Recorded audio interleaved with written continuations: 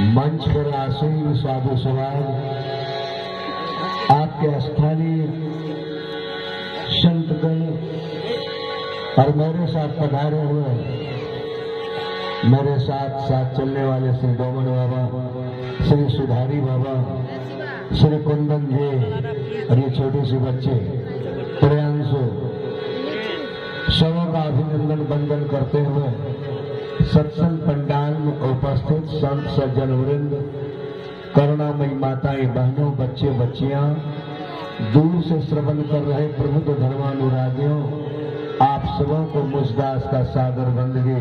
जय गुरु संतति स्वीकार हो। बड़े हर्ष की बात है कि आज गुरुदेव आपके इस चोचा गांव में अपने चरण कमल को रखे और हम आप सभी सौभाग्यशाली हैं, उनका दर्शन करेंगे और उनके दिव्य वाणी का रसास्वादन करेंगे। ये कार्यक्रम डीलर साहब अपने सभी भाइयों के सहयोग से रखे। डीलर साहब आज से कुछ दिन पूर्व अपने निवास स्थान पर सम्मेलन कराए थे, जो बड़ा सफल रहा था। आप लोगों को भी याद होगा कि इतनी भीड़ लगी थी कि जगह छोटा पड़ गया था। पूरा आज उन्हीं के सौजन्य से ये कार्यक्रम संपन्न हो रहा है। उनके कनिष्ठ भाई मास्टर साहब सेवा में लगे हुए हैं।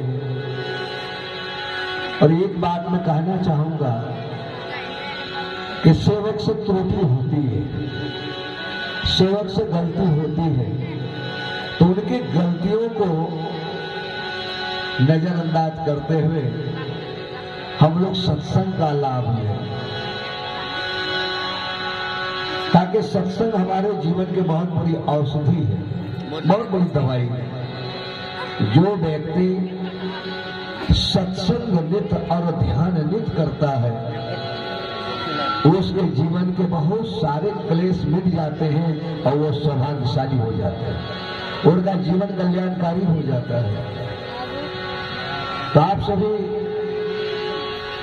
ज्ञानी ध्यानी जो भी सत्संग में आए हैं, कल्याण के भागी हैं। सेवा में मैं भी भजन सेवा में समर्पित करता हूं। संत महात्माओं का दर्शन कितना लाभकारी होता है। चलिए सुनते एक भजन, उसके बाद में 2 शब्द रखूंगा।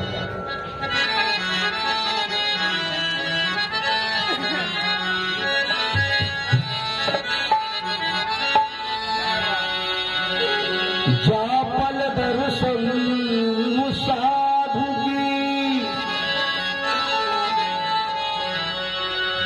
जापल दर्शन साधु की,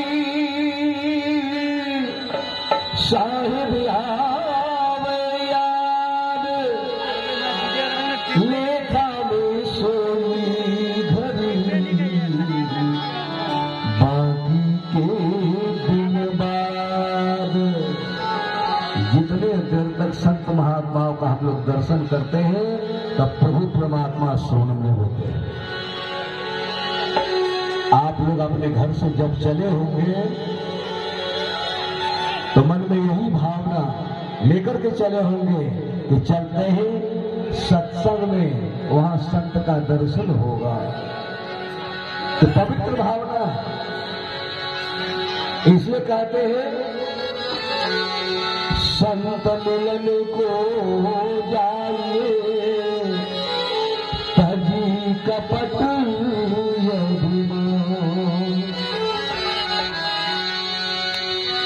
संत मिलन को जाइए, तभी कपट अभिमान, जो जो पग आगे भरे, वो दिन तुम समान। महात्माओं से मिलने चलिए तो छल कपट अभिमान को त्याग कर चलिए। क्योंकि छल कपट अभिमान को जब हम त्याग देते हैं ये घड़ा खाली हो जाता है। खाली झोला लेकर के बाजार जाइएगा तो कुछ लेके आइएगा, अब भरा हुआ झोला लेकर के जाइएगा तो क्या लेके आइएगा। इसलिए झोला खाली होना चाहिए कि हमारा शरीर एक झोला है, एक बर्तन है, इसको खाली करके जब आते हैं तो कुछ मिलता है। एक बार एक गांव के बगल में एक विशाल पीपल का पेड़ था। एक साधु बाबा जत्र तत्र से भटकते हुए उसी पेड़ के नीचे बैठ गया और बैठकर ध्यान करने लगे, ध्यान मग्न हो गए। एक दिन बीत गया, 2 दिन बीत गया, अब तीसरा दिन बीतने वाला है कि गांव के लोग जब उस रास्ते से गुजरते थे तो देखते थे कि ये बाबा है, ये संत है और 2-3 दिन से यहीं पर बैठे हुए हैं। उसको अन्न पानी कोई दे रहा कि नहीं दे रहा, भोजन दे रहा कि नहीं दे रहा। तो कैसे गांव में संत आवे और संत का सम्मान नहीं हो, भोजन पानी न मिले, उस गांव की भारी बदनामी है। तो एक व्यक्ति गया महात्मा जी के सामने, माथा टेका और हाथ जोड़ के खड़ा हुआ। महात्मा जी की आंखें खुली तो सज्जन कहता महात्मा जी से कि महात्मा आपको देख रहा हूं 2 दिन से यहीं पर एक आसन पर बैठे हुए हैं, ध्यान मग्न रहते हैं। अब मेरे गांव के बगल में है, आपको भोजन पानी मिल रहा है या नहीं मिल रहा है? क्या मैं आपके लिए भोजन लाऊं? महात्मा ने कहा कि देखिए तो भोजन तो सबकी आवश्यकता है, सबको भोजन चाहिए, लेकिन मेरा एक संकल्प है। क्या संकल्प है? कि मेरा ये संकल्प है कि मैं उन्हीं के हाथ से भोजन करता हूं जो 100 तीर्थ किया हुआ हो। 100 तीर्थ जिसने किया है उसी के हाथ से हम भोजन पानी ग्रहण करते हैं। अब तो वो सज्जन सोचने लगे कि 100 तीर्थ तो मैंने भी नहीं किया। अब गए गांव में जाके घर घर पूछ रहे हैं। 2-4 आदमी और इकट्ठे हो गए, क्या बात है भाई? कहा एक महात्मा गांव के बगल में है, उसको भोजन पानी नहीं मिला है, धिक्कार है हम लोगों के जीवन को। लेकिन महात्मा जी सबके हाथ से भोजन नहीं लेते, जो 100 तीर्थ किया है उन्हीं के हाथों से भोजन पानी लेते हैं।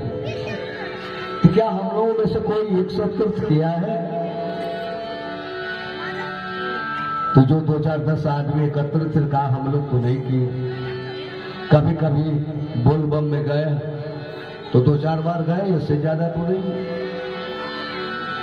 एक आध बार हरिद्वार गए, वैष्णो देवी गए, लेकिन यहाँ तो 100 तीर्थ की बात है। तो गांव में घर घर घूम रहे हैं। एक दरवाजे पर बहुत बूढ़ा था, 80-90 वर्ष का, ताकि इनसे पूछा जाए। गया 80-90 वर्ष का बूढ़ा है, उनसे पूछता है कि आपकी उम्र तो बहुत हो गई है, आप आज तक कितने तीर्थ किए? काको भाई 2-4-10 बार बाबा धाम गए हैं, हरिद्वार गए हैं, वैष्णो देवी गए हैं और 1-2 धाम घूम के आए हैं। अगर सबको जोड़ा जाए तो 15-20 हो सकता है। कहा तो ये भी बात बढ़ने वाली नहीं है, लगता है महात्मा जी हमारे गांव से भूखे चले जाएंगे, अन्न पानी ग्रहण नहीं करेंगे। अब सब लोग चिंता व्यक्त कर रहे हैं। उसकी नई नवेली दुल्हन आई थी एक सत्संगी घर से, वो पर्दे के पीछे से सुन रही है ये लोग क्या बातचीत कर रहे हैं। पर्दे के पीछे से आवाज लगाते हैं कि पिताजी ये कौन से लोग हैं जो अपने दरवाजे पर आकर के आपसे बातचीत कर रहे हैं? तो बूढ़े ससुर साहब ने कहा कि बेटी, एक महात्मा गांव के बगल में भूखे हैं 2 दिन से, उसको भोजन पानी नहीं मिल रहा है, जब हमारे गांव के लोगों ने पूछा तो कहा कि मैं उन्हीं के हाथ से भोजन पानी ग्रहण करूंगा जो 100 तीर्थ किया है। वो नई दुल्हन कहती है, पिताजी अगर आपका आदेश हो तो मैं भोजन करा के आऊं। कि बेटी तुम 100 तीर्थ किए हैं? कहा पिताजी वो हम पर छोड़ गई। अगर आपका आदेश हो तो मैं भोजन करा के आऊं। वो बूढ़े बुजुर्ग ससुर साहब कहते हैं कि बेटी अगर हमारे घर का अन्न महात्मा जी ग्रहण कर लेंगे तो हम लोगों का तो कल्याण हो जाएगा। तुम्हें बहुत बहुत आशीर्वाद है कि तू जा भोजन करा के चले आओ। तो नई नवेली दुल्हन बड़ी पाकशाक हृदय से भोजन तैयार की। भोजन तैयार करके एक हाथ में जल है और एक हाथ में भोजन है, लेकर के जा रहे हैं महात्मा जी के पास। जैसे लोगों ने सुना कि ये नई नई दुल्हन है जो महात्मा जी को भोजन कराने जा रहे हैं, गांव के करीब करीब लोग उनके पीछे चले गए। गांव से बाहर पीपल के नीचे महात्मा जी ध्यान मग्न है और नई नवेली दुल्हन थाली में भोजन हाथ में पानी है, लेकर के गए महात्मा जी के सामने रख दी। भोजन भी रख दी, पानी भी रख दी और विनम्र भाव से प्रणाम करती है, माथा टेकती है। जैसे माथा टेकती है महात्मा जी की आंख खुल जाती है। ये नई दुल्हन कहती है कि महात्मन सुना है कि आप 100 तीर्थ जो किया है उन्हीं के हाथ से भोजन करते हैं और मैं भोजन की थाल लेकर के आई हूं, आप भोजन ग्रहण कीजिए। महात्मा जी कहते हैं बेटी तुम्हारी उम्र तो कच्ची है, क्या तुम 100 तीर्थ की है?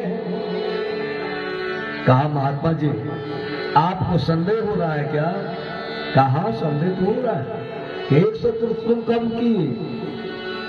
कहा कि महात्मा जी मैं जिस घर से आई हूं मेरे पिताजी सत्संगी है, संतों की सेवा करते हैं, मेरे दरवाजे पर सत्संग होता है और उस घर से मैं आई हूं और आप जैसे संत महात्मा को मुखारविंद से मैं सुनी हूं।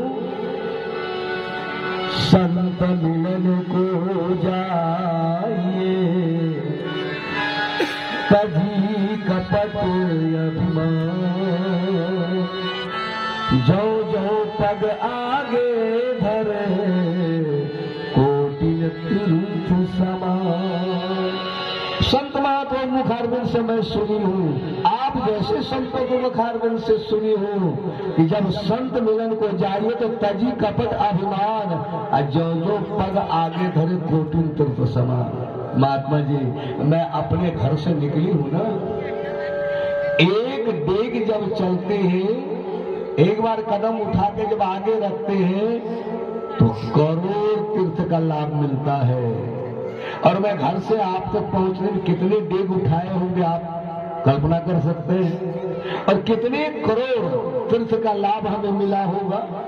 आपका तो 100 ही तीर्थ का संकल्प है और मैं तो यह करोड़ों की बात कर रहा हूं। इतने तीर्थों का लाभ लेकर के मैं आई हूं आपको भोजन कराने के लिए, आपको मेरी उम्र पर शक है?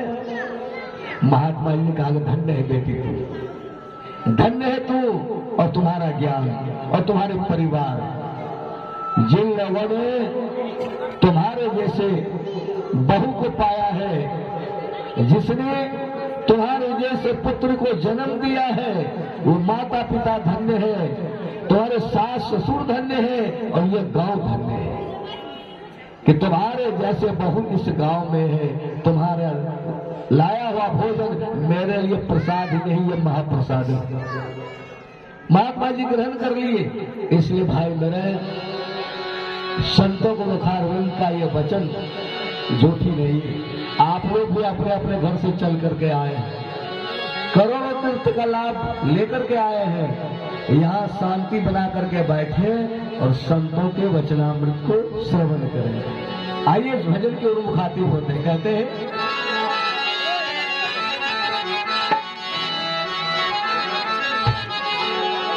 हो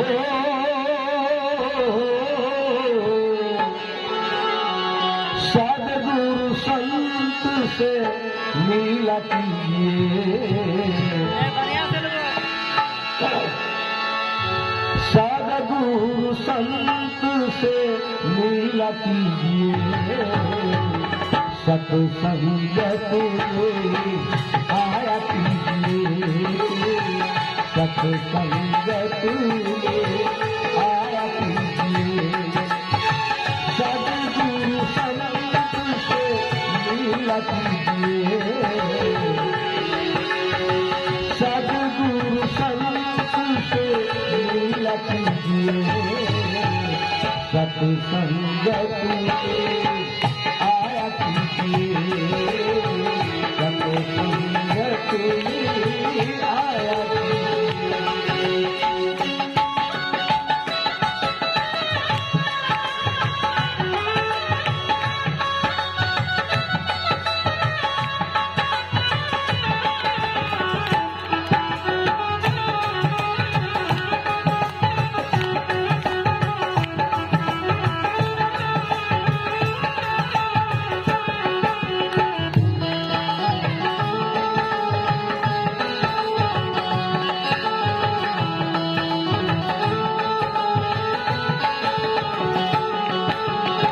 हमारे मुस्लिम फकीर सूफी संत वो कहते हैं, बदले में तुम्हारे महफिल के। पहले सदगुरु कबीर का वचन सुनो। सदगुरु कबीर कहते हैं, राम बुलावा भेजिया दिया कबीरा रो। जो साधु संग में वह बैकुंठ ना हो। सदगुरु कबीर कहते हैं, अगर भगवान राम का बुलावा हो जाए कि बैकुंठ चलो, तो सदगुरु कबीर इस खबर को सुनकर खुश नहीं होते, रो देते, आंख से आंसू बहा देते हैं कि जो सत्संग में लाभ है, जो सत्संग में सुख है, वो बैकुंठ में काम है। इसलिए बैकुंठ जाने के लिए तैयार नहीं होते। इसी को सूफी संतों ने कहा, बदले में तुम्हारे महफिल के। बदले में तुम्हारे महफिल के। जन्नत भी मुझे मंजूर। एक ही बात है कि नहीं? मुस्लिम सूफी संतों का कहना है कि जहां तुम्हारी महफिल लगती हो, जहां तुम्हारी तकरीर होती हो, ऐसे जगह छोड़ करके जन्नत भी जाना मुझे मंजूर नहीं है। इसीलिए भजन के माध्यम से कहा,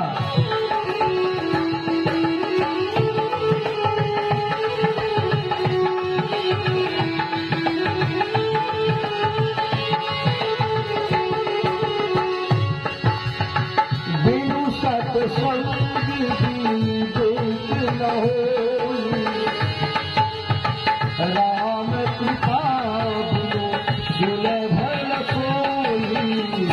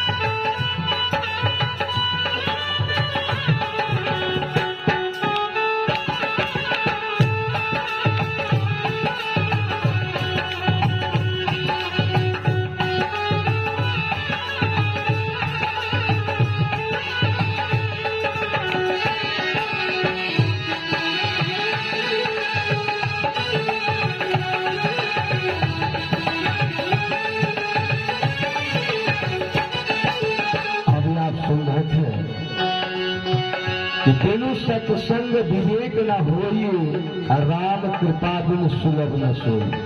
बिना सत्संग से किसी को विवेक नहीं होता, सारा सार का ज्ञान नहीं होता, जीव ब्रह्म का ज्ञान नहीं होता, आत्मा परमात्मा का ज्ञान नहीं होता। इसलिए कर्म करना पड़ता है। आप लोगों ने कर्म किया कि अपने कदमों को कष्ट दे करके संताने में आ गए। अब यहाँ संतों की वाणी पर गौर करें, सुने, समझें और उसे जीवन में उतारें।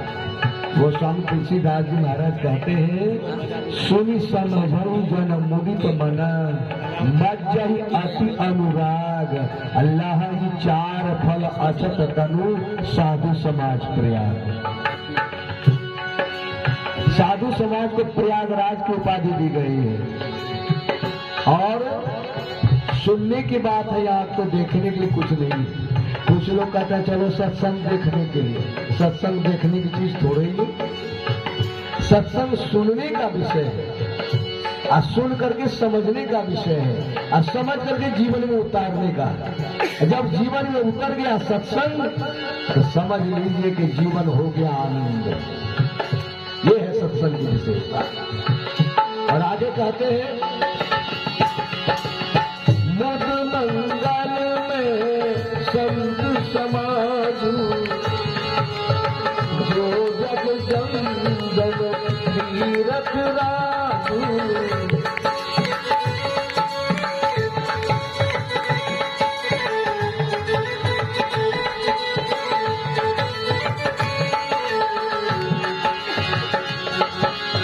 मुद मंगल में संत समाज, जो जग जंगल तीरथ राजू।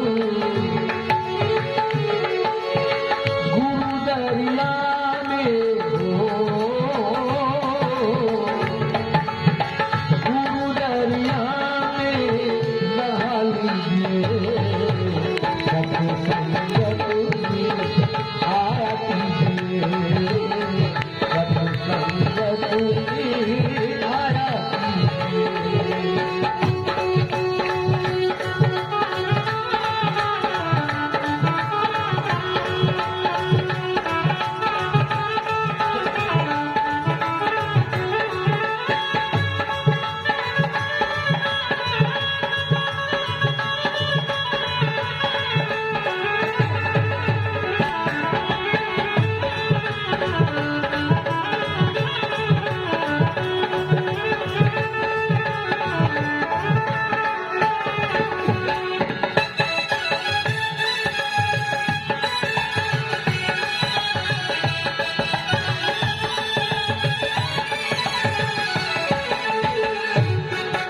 और कल्याण को देने वाला ये सत्संग है।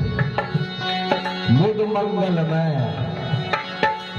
मुद मंगलमय का अर्थ होता है आनंद और कल्याण को देने वाला ये संत समाज है, जो चलता फिरता प्रयागराज है। ये प्रयागराज जो उत्तर प्रदेश में है, जहाँ गंगा जमुना सरस्वती का संगम स्थल है, वहाँ लोग जाते हैं, रुपया पैसा समय खर्च कर जाते हैं और स्नान करते हैं। वहां स्नान करने से क्या होता है? शरीर पवित्र होता है, शरीर के मैल दूर हो जाते हैं। लेकिन आत्मा में जो मैल पड़ा हुआ है, मन में जो मैल पड़ा हुआ है, इसे कहाँ धोएंगे? इसे धोने के लिए संतालें। इसीलिए कहा आनंद और कल्याण को देने वाला ये संतालें, जो चलता फिरता है। ये चलता फिरता कैसे? हमारे सदगुरुदेव 12 तारीख को यहाँ पूर्णिया की जमीन पर कदम रखे हैं। इस चौथी उम्र में, वृद्धावस्था में, आपका पूर्णिया जिला सम्मेलन 3 दिवसीय था, 3 दिनों का था, काली मालदह में। वहां जाकर के सद ज्ञान का दीपक जलाए। फिर वहां से चले कसवा क्षेत्र बड़ा ईदगाह में 3 दिन का कार्यक्रम। 3 गांव में बहुत सफल रहा, बहुत अच्छे ढंग से कार्यक्रम हुआ। वहां भी गुरुदेव अपने वचनामृत से लोगों को लाभान्वित किए हैं।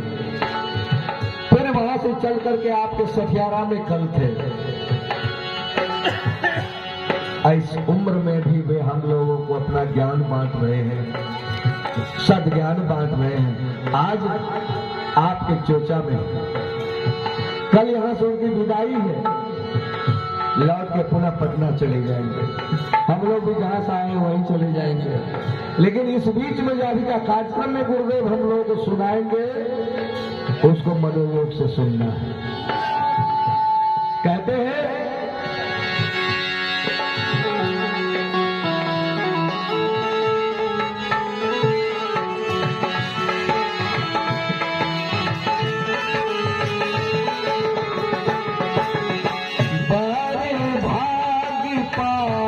सत्संगा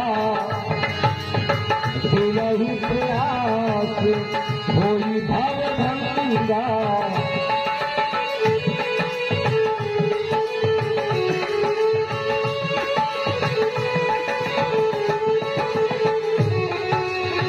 बारे भाग्य पाइए सत्संगा यही प्रयास होई भव भंगा।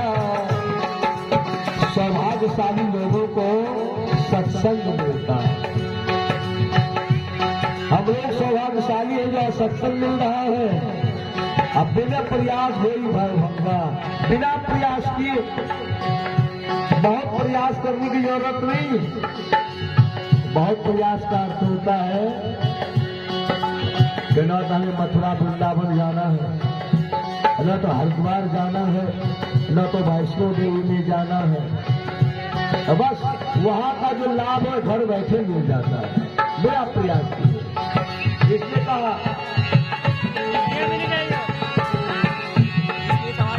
भाग्य पाइए सत्संगा यही प्रयास होई भव भंगा।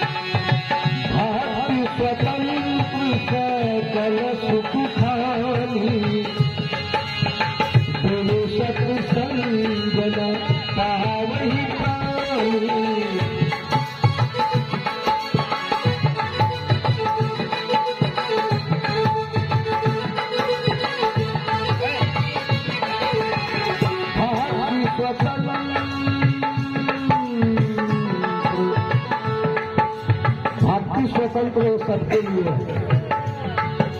चाहे दुराचारी हो, व्यभिचारी हो, कदाचारी हो, सबके लिए भक्ति, बैकवर्ड हो, फॉरवर्ड हो, सबके लिए भक्ति है और सभी इसे कर सकते हैं, सबके लिए स्वतंत्र है। इतना ही नहीं, भक्ति करके स्वतंत्र हो जाइए। कैसे स्वतंत्रता? ये जन्म मरण के चक्र में फंसे हुए हैं, बंधे हुए हैं, इससे भी स्वतंत्र हो जाइए। भक्ति की इतनी बड़ी महानता है। इसलिए कहा भक्ति स्वतंत्र से कल सुख खानी, सत्संग पावहि प्राणी।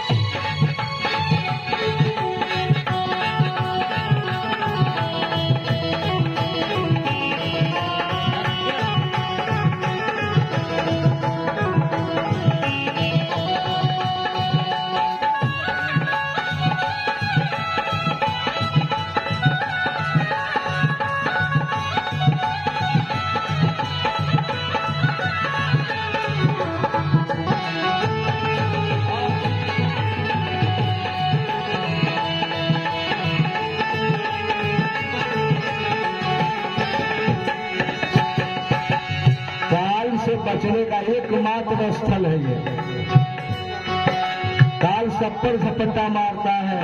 कहा कबरा गर्भ न कीजिए काल गहे करकेश, न जाने कित मारिए क्या घर क्या प्रवेश। काल कब किस पर झपट्टा मार जाए कहना बड़ा मुश्किल है। काल से कैसे बचेंगे? तो संत श्री हरियालाल जी महाराज 6 प्रकार का ज्ञान देते हैं। 6 प्रकार का ज्ञान देते हैं। कौन कौन? मानस जाप, ऐसा मंत्र कि मन ही मन जाप कीजिए। मानस जाप, मानस ध्यान, अंतर्मुखी साधना करके ध्यान करने की क्रिया बताते हैं। दृष्टि योग, योग करने के लिए बताते हैं। कौन सा योग? तो दृष्टि योग। 2 आंख से हम लोग संसार को देखते हैं, लेकिन अपने को देखने के लिए एक और आंख चाहिए। वो कौन सा आंख है? तो आप लोग भगवान शिव का फोटो देखे होंगे। भगवान शिव का फोटो जब देखिएगा तो वो एक आसन पर बैठे हैं, पद्मासन पर बैठे हैं, सुखासन पर बैठे हैं, और उनके 2 आंख बंद है, तीसरी आंख भी है, उनकी तीसरी आंख खुली हुई है। यह है दृष्टि योग, जिससे हम अपने का दर्शन करेंगे। अपने अंदर मेरा मालिक है, उसका दर्शन करेंगे, और उसका जब दर्शन हो जाएगा तो संसार का सारा झमेला समाप्त हो जाएगा। फिर दृष्टि योग के बाद सूरत शब्द योग, मालिक की आवाज हमारे आपके सबके अंदर है। सब लोग उस मालिक की आवाज को कैसे सुने तो उसकी जुक्ति बताते हैं हृदयलाल जी महाराज। हमारे अंदर मालिक की आवाज होती है। हम लोग दुनिया की आवाज सुनते हैं, टीवी की आवाज सुनते हैं, स्पीकर की आवाज सुनते हैं, डीजे की आवाज सुनते हैं, लेकिन अपनी ही आवाज से बेखबर है। क्या हमारे अंदर मेरी मालिक की आवाज है? उसको नहीं जान पा रहे हैं। वह जुक्ति बताते हैं। ऐसे कहते हैं सूरत शब्द योग। उसके बाद एक प्रक्रिया है जिसका नाम है अमृतपान, जिसे संत साहित्य में खेचड़ी कह करके बताया गया है। खेचड़ी मुद्रा। हमारे ही अंदर अमृत है। अमृत का नाम तो हम लोग खुद सुनते, अभी देखा है कहाँ में अमृत मिलता है? कहाँ में मिलता है अमृत? जितने लोग हैं शायद किसी ने अमृत को नहीं देखा होगा, न सुना होगा। सुनते तो है, देखे नहीं होंगे, न चखे होंगे। वह अमृत हमारे ही अंदर है। इसलिए संत लोग कहते हैं अमृत है बातों की बात, अमृत है संतों के पास। वो अमृत संतों के पास है, आपके पास है, लेकिन उसकी जानकारी नहीं रहने के कारण जैसे कस्तूरी कुंडली बसे मृग धूध बन माही, ऐसे घटी घटी राम है दुनिया देखत नाही, दुनिया जानत नाही। मृग का नाभि में ही कस्तूरी है। अब पक जाने के बाद उसकी खुशबू आती, सुगंधी आती है। मृग जो है जंगल में, घास में, झाड़ी में खोज रही, उसे पता ही नहीं कि वो तो हमारे ही अंदर है। ऐसे प्रकार से अमृत हमारे आपके अंदर है, हमको उसकी जानकारी नहीं है। इसे कहते हैं अमृतपान, जो 5वां प्रक्रिया है, साधना है। अंत में काल ज्ञान। इंसान जन्म लिया है, कब मरेगा उसको पता नहीं, लेकिन एक ऐसी प्रक्रिया है जो संत श्री हरियालाल जी महाराज बताते हैं, तो उसे कहते हैं काल ज्ञान का। हम कब मरेंगे? 9 दिन पहले जानकारी हो जाएगी, 7 दिन पहले सूचना हो जाएगा, 5 दिन पहले जो साधक है वो जान जाता है, 3 दिन पहले जान जाता है, और जिस दिन जाना होता है उस दिन भी उसे जानकारी होती है कि आज काल आएगा। काल को ठगने की विधि गुरु महाराज पहले ही बता देंगे, काल तो आएगा। स्वामी सिंह जी महाराज कहते हैं, आवत देखी काल को संत गगन चढ़ जाए। काल को आते देखते ही संत लोग गगन पर चढ़ जाते हैं। काल आता है, खोज के चला जाता है, मिलता नहीं। ऐसी ऐसी प्रक्रिया सब गुरुदेव बताते हैं। जो इस प्रक्रिया को लेकर के अमल में लाते हैं उसका जीवन धन्य हो जाता है। इसीलिए भजन के माध्यम से कहा, आज किताब से जलता संसार है, सदगुरु संत लेता उबार है।